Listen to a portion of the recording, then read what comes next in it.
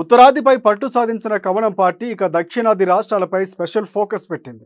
Parliament అభ్యర్థులు గెలిపే లక్ష్యంగా నేరుగా ప్రధాని మోదీని రంగంలోకి దిగుతున్నారు. సౌత్ ఇండియా రాష్ట్రాల్లో పర్యటిస్తూ పార్టీ నాయకులు కార్యకర్తలు జోష్ నింపుతున్నారు మోదీ.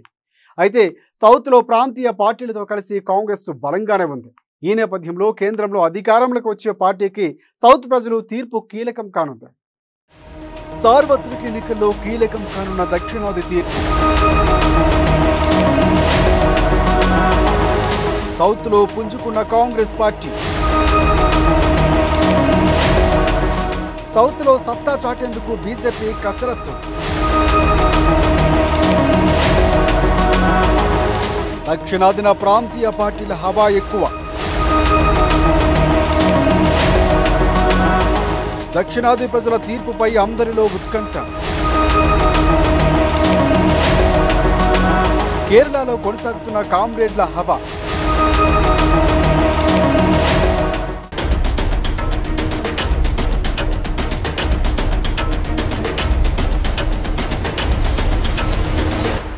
సార్వత్రిక ఎన్నికల్లో దక్షిణాదికి ఇప్పటి వరకు పెద్దగా ప్రాధాన్యత ఉన్నట్లు కనిపించదు.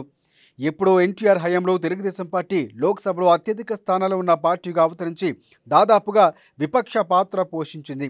అయితే అప్పుడు ఉన్నది ఉమ్మడి రాష్ట్రం. ఉమ్మడి ఆంధ్రప్రదేశ్లో 42 లోక్సభ స్థానాలు ఉన్నాయి. ఇప్పుడు రాష్ట్ర విభజన తరువాత అవి 2 రాష్ట్రాల మధ్య విడిపోయాయి. తెలంగాణలో 17, ఏపీలో 25 అసెంబ్లీ స్థానాలు ఉన్నాయి. దీంతో తెలుగు రాష్ట్రాలకు జాతీయ స్థాయిలో ప్రాధాన్యత తగ్గింది. ఇక దక్షిణాది విషయానికి వస్తే ఇక్కడ చాలా వరకు ప్రాంతీయ పార్టీల హవా ఉండడంతో సార్వత్రిక ఎన్నికల్లో పెద్దగా ప్రాధాన్యత లేకుండా పోయింది. కానీ ఈసారి అలా కాదు. ఉత్తరాదిన కాంగ్రెస్ పార్టీ బలహీనపడటం, అదే సమయంలో దక్షిణాదిన పుంజుకుంటూ వస్తున్న సంకేతాలు స్పష్టంగా గోచరిస్తున్న నేపథ్యంలో 2024 సార్వత్రిక ఎన్నికల్లో దక్షిణాది రాష్ట్రాలపైనే అందరి దృష్టి కేంద్రీకృతమై ఉంది.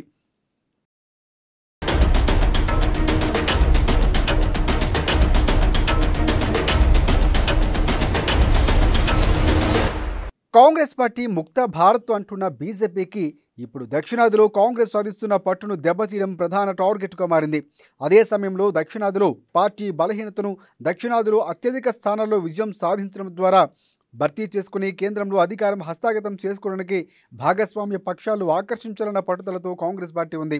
దీంతో సార్వత్రిక ఎన్నికల్లో దక్షిణాది రాష్ట్రాల్లో ఏ పార్టీకి ఎక్కువ ఆదరణ ఉంటుందన్న దానిపై కూడా కేంద్రంలో కొలువు తీరపోయే కొత్త ప్రభుత్వం ఏదన్నది తేలే అవకాశాలు ఉన్నాయని పరిశీలకులు సైతం విశ్లేషిస్తున్నారు.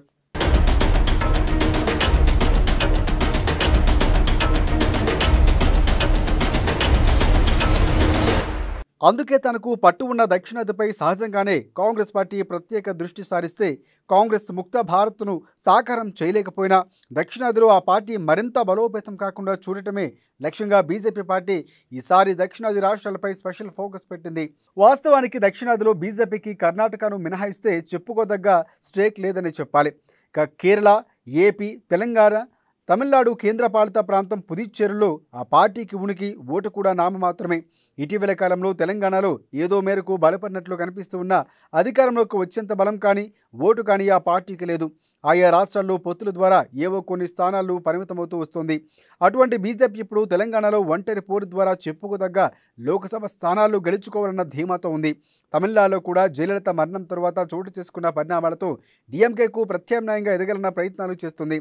ఆ రాష్ట్ర బీజేపీ అధ్యక్షుడు అన్నామలై దూకుడుతో అక్కడ కొద్ది మేరకు బలపడినట్లు కనిపిస్తూ ఉన్న సార్వత్రిక ఎన్నికల్లో ఆ పార్టీ పెర్ఫార్మెన్స్ను చూసిన తరువాతే అక్కడ కమల వికాసం ఎలా ఉందో చెప్పగలం.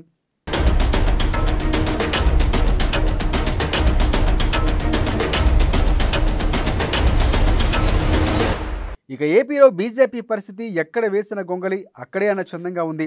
సొంతంగా బలోపేతమవడం సంగతి అటుంచి పొత్తు కుదుర్చుకున్నాక భాగస్వామ్య పార్టీల నుంచి ఓటు ట్రాన్స్ఫర్ అవడం అనుమానమే అంటూ కూడా పరిస్థితులు ఆ పార్టీ ఉంది.